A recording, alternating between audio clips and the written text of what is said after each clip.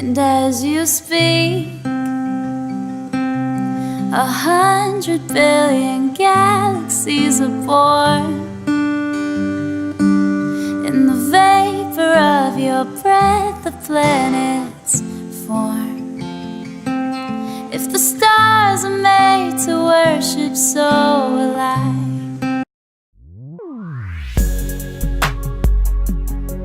Well, Tori, thank you so much for taking some time today to hang out with us. Yeah, I'm excited. I've been a course. fan of yours for a while now. Thank and you. I've been following you for quite some time through your musical career, and also just getting to know you as a Christ follower and just how you live out your faith.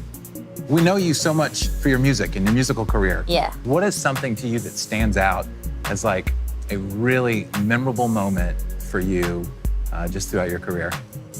There's a few. In 2015, when I put out my very first album, I always go back to that moment because my dream wasn't necessarily to be like a big star or like be famous. It was literally just to put out music and perform on stage. That was a huge moment for me. I felt like a little kid again. But I also think of stuff like getting to do this animated movie, Sing. I would have never thought that would happen. And it was just the perfect role. Everything about it was perfect, and it was a dream come true. We know that you love Jesus. I do. You've grown up in the church, you said. Yeah. Tell me a little bit about that. How does your faith shape who you are and what you do? My faith is everything to me. I did grow up in the church, but I think maybe like some other people who grew up in the church, you kind of get to a point where your faith really becomes your own, and it's not about what your parents say or what they believe, but it's really like, oh no, this is real to me. I've experienced the presence of God, and like I know that this is my own faith. It's a daily thing. What does that look like for you? What does that daily spiritual discipline look like for you? Just spending time in my word every single day, and even more than that, actually praying. I think both of those things coupled together, because I used to be, just, okay, I gotta wake up and I gotta read, and I would just read and then like go about my day, which I think is fine, but I think we have to be intentional about just sitting down with God, and He loves that. Like He wants to spend time with us. I'm sure there's a lot of people that may have not even considered reading the Bible. What would you say to someone just even to consider reading the Bible?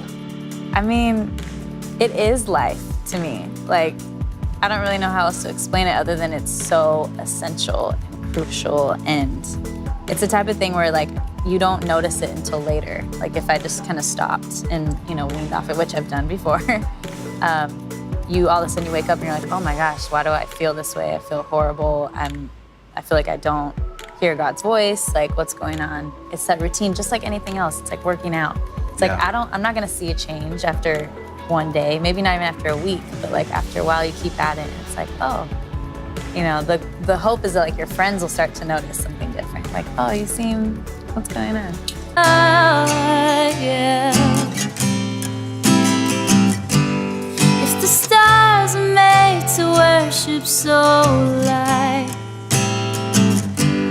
If the mountains bow in reverence, so will I.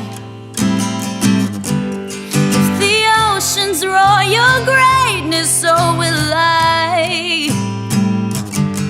For if everything exists to lift you high, so will I. If the wind goes where you send it, so will I.